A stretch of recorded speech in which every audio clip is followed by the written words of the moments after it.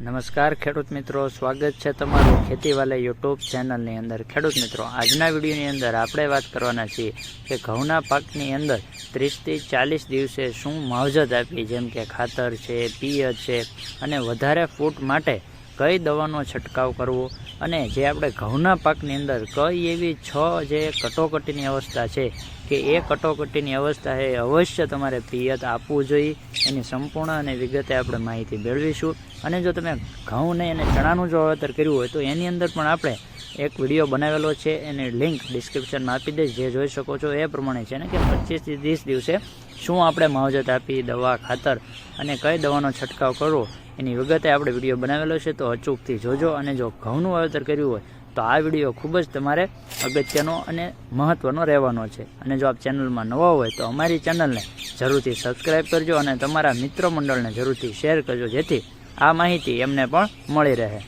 વાત કરીએ તો ઘઉં જે વાવેતર છે એ દુનિયામાં હોવાતા ધાન્ય પાકોમાં ઘઉંનું સ્થાન વાવેતરની વિસ્તારને જોવા જઈએ કે વાવેતરની વિસ્તારની દ્રષ્ટિએ જોવા જઈએ તો બીજા નંબરે છે, અને કુલ ખેડાણ જમીનમાં એટલે કે જે વાવેતર લાયક જમીનમાં હોય એમાં લગભગ 5.59% જમીનમાં ઘઉંનું વાવેતર થાય છે। અને ગુજરાતમાં વાવેતરની દ્રષ્ટિએ મહેસાણા જિલ્લો પ્રથમ આવે છે, જ્યારે ઉત્પાદનની દ્રષ્ટિએ જોવા જઈએ તો અમદાવાદ જિલ્લો પ્રથમ આવે છે, કે સૌથી વધુ ઉત્પાદન મેળવતું હોય તો અમદાવાદ છે, અને વાવેતર સૌથી વધુ થતું હોય તો મહેસાણા છે। અને ત્યારબાદ વાત કરીએ તો ઘઉંના પાકની અંદર ઘઉંના ડુંડી જેવું જ જે ગુલી દંડા નામનું નીંદણ જોવા મળે છે, અલગ અલગ વિસ્તારમાં અલગ અલગ નામેથી ઓળખાતું હોય છે। ઘઉંની ડુંડી જેવું જ લાગે છે, ઘઉં જેવું જ છે, એટલા માટે એની અંદર એ નીંદણ જોવા મળે છે। બીજી વાત કરીએ તો ઘઉંના પાકમાં 30 થી 40 દિવસના થાય ત્યારે શું માવજત આપી, ક્યારે અને કેટલું ખાતર આપવું, અને ઉત્પાદન વધારવા એટલે કે વધારે ફૂટ માટે કઈ દવાનો છંટકાવ કરવો, તો એની અંદર વાત કરીએ ખાતરની અંદર તો શરૂઆતમાં પાયાની અંદર તમે ખાતરો આપ્યા જ હશે, નાઇટ્રોજન છે, ફોસ્ફરસ છે, પોટાશ છે, અને જો પીળા પડતો હોય તો સલ્ફર આપવું જોઈએ। અને એનું બંધારણ મજબૂત કરવા માટે બંધારણ છે આપણે છોડનું, એની માટે ઝીંક જે જરૂરી છે। તો ખાતરની વાત કરીએ તો જ્યારે આપણે 30 દિવસ આસપાસ જ્યારે ખાતર આપવાનું હોય છે, જ્યારે 30 દિવસના તમારા ઘઉં હોય ત્યારે યુરિયા 16 વીઘાના ગુઠ્ઠા પ્રમાણે 10 કિલો, અને એની સાથે 2 થી 2.5 કિલો જેટલું સીવીડ બેઝ જે દાણાદાર ખાતર હોય છે એ આપવું જોઈએ। જે દરિયાઈ શેવાળ જે પ્રોડક્ટ હોય છે એની અંદર હ્યુમિક, ફુલવિક અને અન્ય જે તત્વો હોય છે જે ખૂબ જ આ મૂળનો વિકાસ કરતા હોય છે, એટલા માટે જે આપણે યુરિયા છે એની સાથે 2 કિલો જે દાણાદાર હોય એ આપણે આપવું જોઈએ। અને બીજું જો ઓર્ગેનિક લિક્વિડ હોય કંઈ સીવીડ એક્સ્ટ્રેક્ટ છે કે એવું હોય તો 100 મિલી તમારે પિયતમાં આપવું જોઈએ। વીઘા પ્રમાણે જોવા જઈએ તો 100 મિલી તમે પિયતમાં આપો તો મૂળનો વિકાસ સારામાં સારો થાય છે અને ફૂટ સારી આવે, એટલા માટે તમારે પિયતમાં આપવું જોઈએ। અને તમે ઝીંક સલ્ફેટ છે એ 5 કિલો વીઘામાં એ લેખે ઝીંક પણ આપી શકો છો। અને હવે વાત કરીએ તો વધારે ફૂટ માટે કઈ દવાનો તમારે છંટકાવ કરવો, તો એની અંદર માર્કેટમાં અલગ અલગ નામે મળતી હોય છે, જેમ કે એને ટેકનિકલની વાત કરીએ તો હોમોબ્રાસિનો લાઇટ કરીને જે પ્રોડક્ટ આવે છે એ તમે છાંટી શકો છો। અને બીજું જે મેં પહેલાં વાત કરી કે ખાતર દાણાદારની અંદર સીવીડ પ્રકારના જે દાણાદાર વાપરવા જોઈએ, અને આની અંદર પણ વધારે ફૂટ માટે પિયતમાં તમારે જે સીવીડ બેઝડ જે લિક્વિડ હોય એ પિયતમાં જરૂરથી આપવા જોઈએ, જેથી તમારે એની અંદર સારામાં સારી ફૂટ અને વધારે વિકાસ થાય।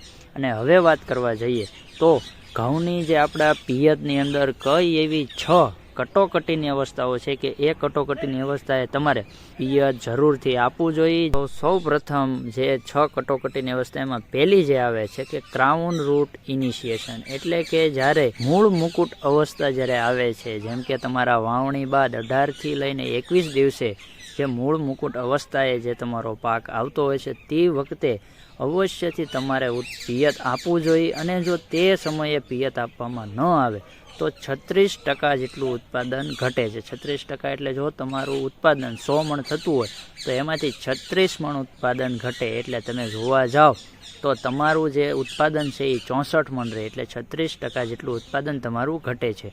અને બીજી ફૂટ અવસ્થા છે, જેમ કે 35 થી 40 દિવસે જે ફૂટ અવસ્થા હોય છે તે વખતે તમારે પિયત આપવું જોઈએ। અને જો તે વખતે તમારે પિયત 35 થી 40 દિવસે ન આપો તો 21% જેટલો તમને ઘટાડો દેખાતો હોય છે। અને ત્યારબાદ જે 50 થી 55 દિવસે જે ગાભે જે આવતા હોય છે, ગાભે જે ઘઉં આવતા હોય છે એ સમયે પિયત ન આપવામાં આવે તો 2% જેટલું ઉત્પાદન ઘટે છે. બહુ માઇનોર ટકાવારી છે, પણ એ સમયે પિયત ન મળે તો 2% જેટલું ઉત્પાદન ઘટે છે. અને જ્યારે ફૂલ અવસ્થા હોય છે, જેમ કે 65 દિવસના તમારા ઘઉં થાય છે, ત્યારે જો પિયત ન મળે તો 25% જેટલું ઉત્પાદનમાં તમારે ઘટાડો થાય છે. જોવા જઈએ તો જે મૂળ મુકુટ અવસ્થા છે અને ફૂટ અવસ્થા છે અને ફૂલ અવસ્થા જે આવે છે તે વખતે બહુ જ ઉત્પાદનમાં ઘટાડો થતો હોય છે. તો તે વખતે અચૂકથી પિયત તમારે આપવું જોઈએ. અને ત્યારબાદ જે 5મું સ્ટેજ છે કે દૂધિયા દાણા, જે 75 થી 80 દિવસે જે દૂધિયા દાણા બનતા હોય છે તે વખતે પિયત ન આપવામાં આવે તો 9% જેટલું ઉત્પાદનમાં ઘટાડો જણાય છે. અને લાસ્ટ જે છેલ્લું છે કે પોંક અવસ્થા, કે એ સમયે ડુંડી આપણે પાકી ગઈ હોય છે ને ઘણા પોંક પડતા હોય છે, એટલે કે પોંક અવસ્થા હોય છે 90 થી 95 દિવસે, જો એ વખતે પિયત ન મળે તો 8% જેટલું ઉત્પાદન ઘટે છે. ખેડૂત મિત્રો, આ જે દિવસો મેં ગણાવ્યા જમીનની પ્રત પ્રમાણે, તમારે બિયારણની વેરાયટી પ્રમાણે, વહેલી મોડી પાકતી અને વાતાવરણના આધારે પિયતમાં 5-10 દિવસનો ફેરફાર રહેતો હોય છે. તો એ પ્રમાણે તમારે પિયતનું વ્યવસ્થા કરવી જોઈએ અને વધુ પડતું પણ પિયત ન આપવું જોઈએ. જે આ પ્રમાણેના પિયત વ્યવસ્થા છે અને તમારી જમીનની પ્રત પ્રમાણે પિયત આપવું પડે.